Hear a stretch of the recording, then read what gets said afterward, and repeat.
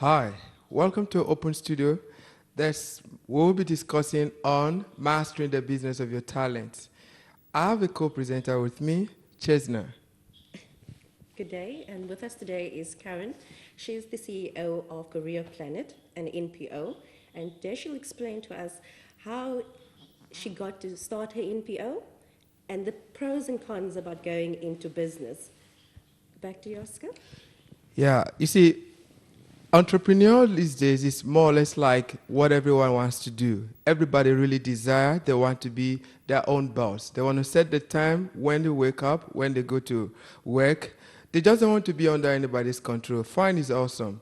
But you see, I really wonder if entrepreneur is for everyone. And that I hope Karen will be able to explain to us. So, Karen, let me ask you, how are you feeling? I'm feeling great, thanks, Oscar. Wow. Feeling good. So, for how long have you been doing this? I've been an entrepreneur most of my life, in fact. But Career Planet, which is my MPO, has been running since 2007. And I think you're definitely correct in saying that entrepreneurship is not for everyone. You really do have to have a driving passion to run your own business.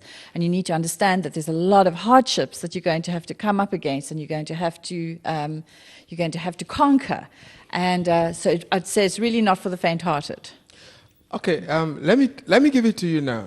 What really inspired your motive? What led you to go into Career Planet? Well, in 2005 and 2006, I worked for another NGO in Cape Town, the Cape Town IT Initiative, City, and one of the projects that I was involved with is a project called Women in ICT. And it involved going to schools and speaking to young people about the different career choices that were available in ICT. And as part of that project, I took women who had achieved in ICT, took them to the schools, and we spoke to the girls, and we gave them a lot of inspirational stories. But one thing that really, really struck me was how little these girls actually knew about IT, or in fact about a lot of other industries besides IT. And then I also realized it's not just the girls, it's the girls and the boys. So we had a whole class of matriculants that were going out into the big wide world who had a very, very narrow understanding of what was out there for them. And that's actually what inspired me to start Career Planet. Was it more of like a passion? Did you have that first love for that? Yes, I did. I had a passion for helping youth, particularly. I've been involved with working with youth for many, many years, probably for 20 years. But this was the first time that I took the initiative to start my own organization. And then I'm pretty sure that came with a lot of challenges, because now you have a career, you've been exposed to many things, you've found something you're passionate about. You've gotten to that point that you're going to start your own initiative. But what were the challenges financially? Because you're coming from having a salary, something that someone paying you, to now having to fend for yourself. Yeah. That must have been a challenge. How did you overcome that challenge? You're right. It is a huge challenge, and it's something that if you're going to start your own business, and particularly an NGO like I did, you really have to have the buy-in and the support of your family. Okay. Because if you don't, you really are going to be lonely. It's lonely enough being an entrepreneur. So did you get their support? I certainly did. Yes, my husband was behind me and my children. But I can say in retrospect, it's really is not an easy path to walk when you have a family, particularly. But I did have them behind me, and we all, in fact, my children got very involved. They started coming with to a lot of the workshops that we ran. They traveled around the countryside with us as well. And I really am very fortunate to have been able to live my dream and live my passion with Career Planet. All right, now I want to ask you this other question. Now, you have a dream, you had a passion, and something really was there you were looking at. So how did you generate the fund? Because I doubt if you had everything in place. Oh, I certainly didn't. I had a dream, and I also had an idea of how I thought it was going to run, and Okay. it really didn't run that way. And that's another bit of advice I can give to any entrepreneurs. Don't think that things are going to run the way that you had planned, because Please, they're pretty much... Can you say that again? Yes, there really isn't a clear-cut path to where you're going. There's lots of twists and turns, and you need to be flexible enough as an entrepreneur to be able to go with that. I was quite cheeky in the way that I got funding. I was fortunate enough that I was able to borrow some money from our home loan, but I had a terrible experience with that. And it was quite a lot of money, and I put that money into the development of our website, into the actual development. And the company that was doing the development took that money, and a few weeks later went into liquidation, and I lost all that money. It was a huge blow for me and for my family. But you know what, as an entrepreneur, you get knocked down and you get up again. I really was in a desperate space. I had my dream, but I also had a family to look after.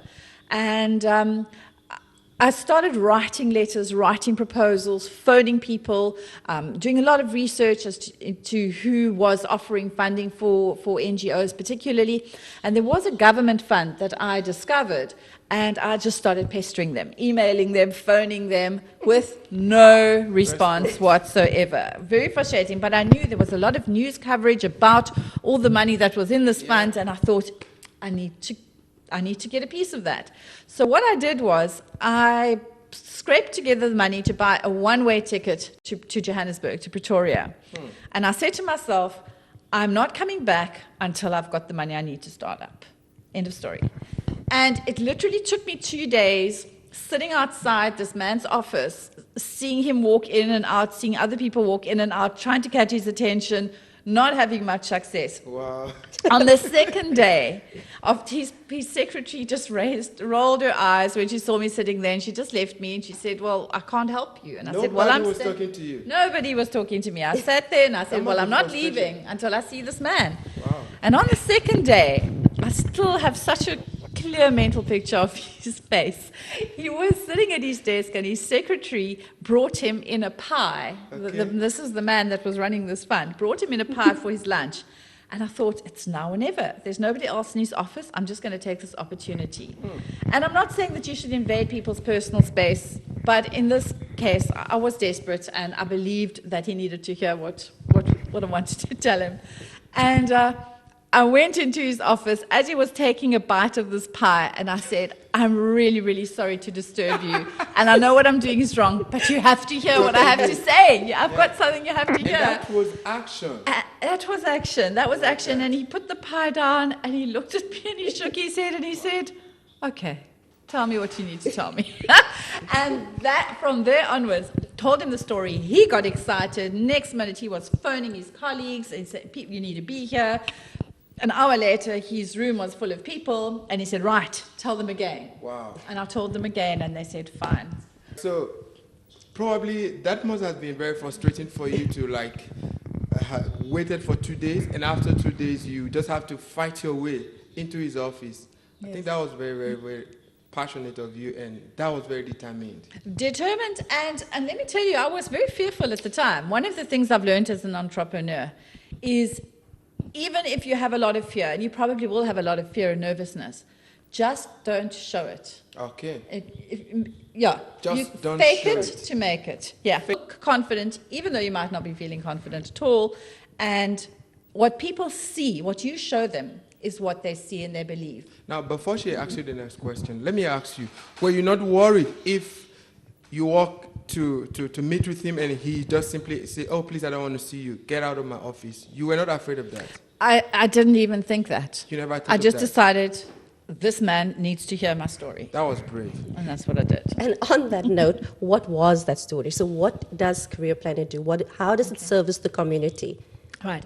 So at the time when I started Career Planet, there was very little out there in the way of career guidance and advice for young people to know where to study, to know what to study, or just to know what jobs and careers are available to them. Yeah. And I had a very, very strong belief that there needed to be a free service for young people to be able to access using technology, because as much as career centers are also very valuable resources, they have the limitations. So I wanted to have a mobile, internet-based platform which people could access and find the information that they needed to take the next step towards getting skilled, getting training, or getting employed. So what is the steps that people would do? So they know that they want to do something, they've got a skill, they've heard about Career Planet. What is the process? They go onto the internet, they find Career Planet. Then what happens from there? What happens? Yes. Yeah. Well,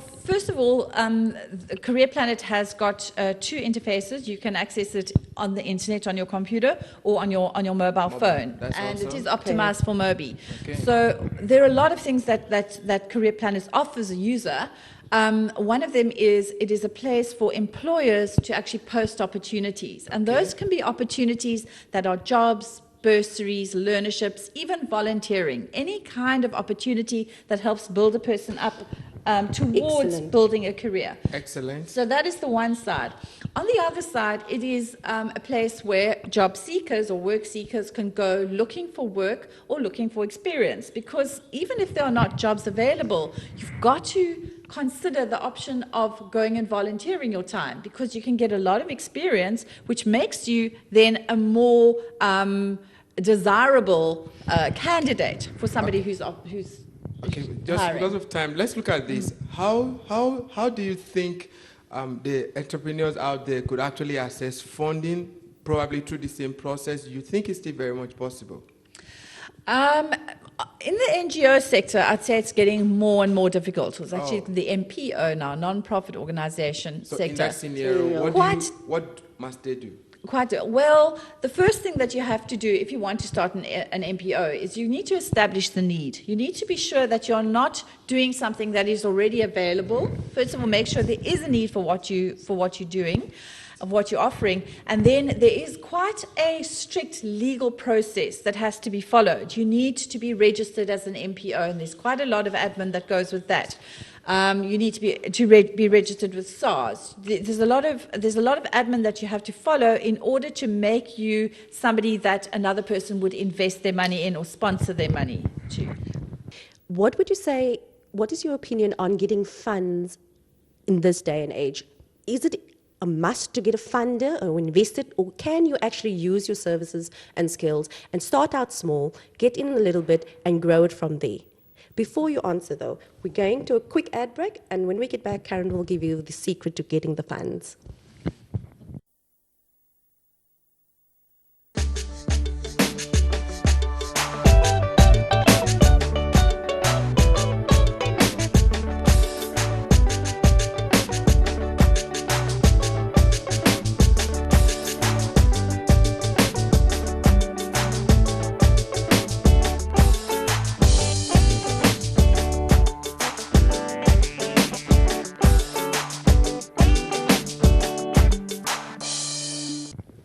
Welcome back from the ad break, and you're with Open Studio. With me in the studio is Coach Oscar and CEO of Career Planet, Karen. We were discussing quite a few things about mastering your business through the passion that you have. And the last question before the ad break was funding, the secrets to funding if you cannot find an investor. What would you say is the best thing to go to? Okay. Chesna, I believe that the secret is to start small and to think big. Okay. The one thing about borrowing money is it's expensive. And you can dig yourself into a very deep hole if you're not able to pay that money back. And you have to also understand that investors are not investing because they're nice people. They're investing because they want to make money out of your business as well. I was fortunate in that I was able to borrow some money. I lost it. And then I had to go and fundraise after that. But having fundraising for an NPO and fundraising for a business, a different kind of business, can be quite different. And I would like to say that you don't necessarily have to have a lot of money to start. I think if you are even able to get money from money that you've saved, perhaps, or from immediately friends, family, just start small, and as you start turning over that money, use that money, reinvest it into the business until you build up more. I think it can be a very big mistake to go and get yourself into debt initially. And also then there's the temptation of spending that money on things that are not absolutely necessary. Suddenly you... Like set up a big office. Yeah, smart office, snazzy clothes, things that are not actually necessary to make your business grow and grow. Correct. Yeah, you see, I like the kind of concept or the mindset you have when you were actually starting. Now, but somehow, you see, the new generation wants to believe that you hit the business, the money start coming in. So the question I have for you is, are you certain that when I start off with my business, I will make money immediately? Almost absolutely not. Oh. And that's the reality of it. That is the reality. It is hard work, and you build it up. Unless you're very, very fortunate, and there are so few examples of when that happens, that it's really not something that you should be thinking about.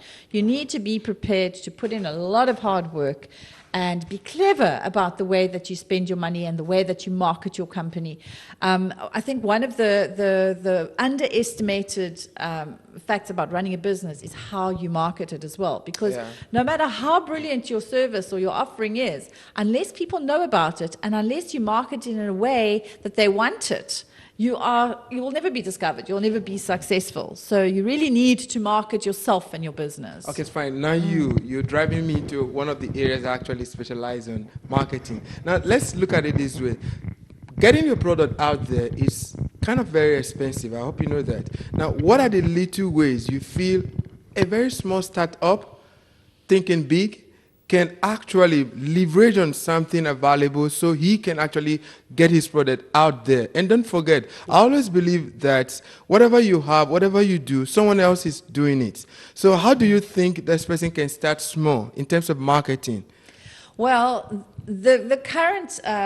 In the current economy, it is expensive to advertise. However, there are a lot of free tools at your disposal. Social media being one of the biggest, and you can have a huge impact using social media if you use it cleverly. Everybody has friends, has communities, and if you start with those communities and start Facebook groups with those, for instance, or Twitter groups with the people that you know, and you ask them to then refer it to their friends, you can actually build up quite a good following quite quickly. I think those are good strategies. So you're saying that, if I should put it in a nutshell, leverage off other people's skills. Is that what you're saying? That if you don't have a budget, try and find people that have the same passion as you, but with different skills. Correct. And another thing that's quite useful is if you can network and join industry associations that are doing in the same type of industry. Yes, network and use those people to leverage from as well. You can also find businesses that are complementary to yours. You know, perhaps you are selling a product and there's a local shop that's selling something similar but would benefit from also having yours in. You know, look at where you can save costs. You don't need to put up your own office or your own shop. You might be able to just put your product into somebody else's, for instance. All right. Viewers, let me rephrase your mind. We're actually talking about mastering the business of your talent. Now, when we talk about mastering the business of your talent, it's about you've got an idea, you have a passion. And like you heard Karen says, no investor wants to invest on that idea if they're not sure, because they are in there to make money. So if you're in business, it's just not about, I have an idea and you need the funding. You have to show some concern. You need to be more disciplined and prove that your ideas can really produce money. And I think that takes me back to one of the things I wanted to ask you. How has it been all this while? It's actually been very, very good.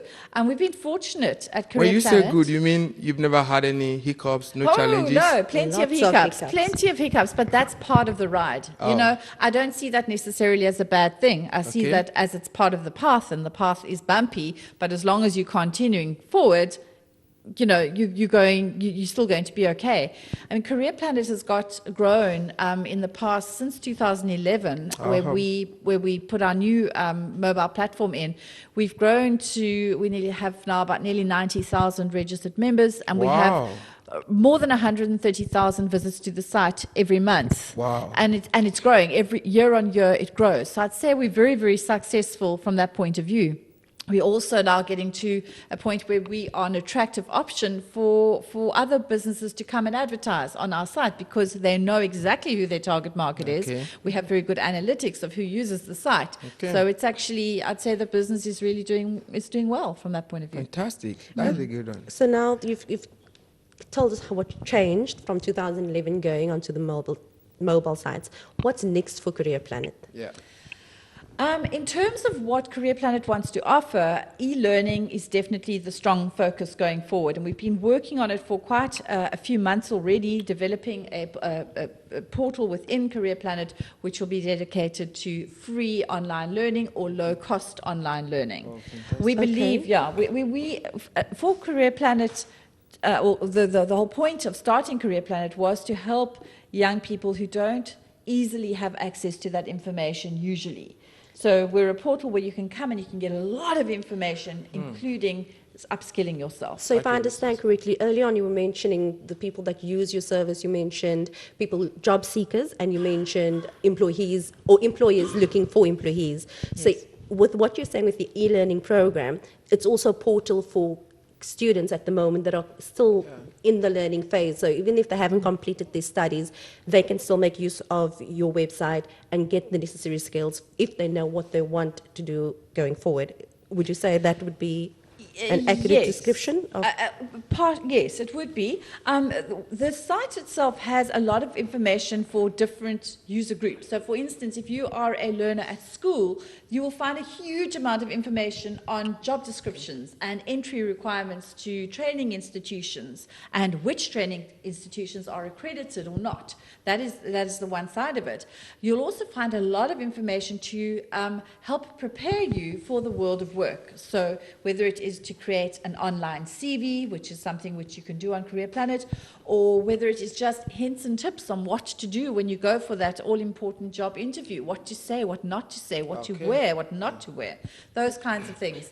And it's also a very good resource for educators to use the site. And the type of e-learning that we'll be putting on the site will be complementary to what people are learning at school and can actually even help older people who perhaps didn't have the schooling that they would have liked. They can actually go back and they can brush up on skills as well. All right, fine. Let me take you back to one of the points you mentioned here. You talked about getting the family support when you're actually out for your own business. So how was the support like? And it is something you would like to share, the support from the family or friends, wherever? Yes. Well, in the beginning, everybody thought I was crazy to leave the stability of a paying job and going into something that wasn't a very well-known concept. People didn't really know about online career guidance and career advice. They didn't understand how it would work. So it took quite a lot of convincing. But my husband bought into it, and he was very supportive, and my children were very supportive as well. As I said, I dragged them around the countryside quite a lot because we used to have these mobile units that we would go take out to outlying areas, Clanwilliam and Krapo and all over the province. All right. And finally, let me ask you this question. How do you think our viewers out there, they've listened to you, how can they actually support you? Because part of what we do in this show is to expose you, not just giving you the exposure you need, but we want to see how they could actually leverage by giving you the needed support, and I know you in turn help them. So how do they get in touch? Okay. Well, they can visit the website, which is www.careerplanet.co.za. And how they can help is by, if anybody is looking for somebody, even in a domestic situation, looking for any kind of staffing, you can post that opportunity on the website. Wow. If you are unemployed and you're looking for opportunities, register on the website. There's no cost at all. It's all free. Register it and start searching. And if you're a school learner, anybody that's looking for information about careers, go on the site, visit it. The more people we have visiting our site, the more it grows and the more it becomes a place where So, Karen, we've spoken a lot about the support that you give to people that are going into the. What advice do you have, a parting, if I could say, to the aspiring entrepreneurs out there watching today? I'd say the most important thing is believe in yourself. Believe in yourself. Believe in yourself. A lot of times, a lot of other people won't believe in you. Stick to your guns. Believe in yourself. Okay. And no one owes you anything, by the way. Yes. I tell you, Yes. there's No one no owes free you lunch. anything. Nobody owes you a thing. It's up to you to make it work. Oh, Absolutely. For things That's to change, fantastic. you must change. Right. Hello, viewers. I hope you heard that. No one owes you anything, and there's no free lunch anywhere. Thank you for watching, and we hope to have you again in the same time. Thank you again, and I hope you've learned a lot.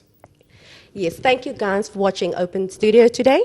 If you do want to be a presenter on Open Studio, please contact us on openstudio@capetowntv.org or call us on 021 448 0448. Once again, thank you for watching us, and please stay tuned every day at 5. And Karen, I just want to say thank you for coming, and we really thank you for your time. Thank Thank you, you. Oscar, Chesna. It's great to be here. Thank you. It's a pleasure. Thank you, and viewers. Thank you very much, and stay tuned.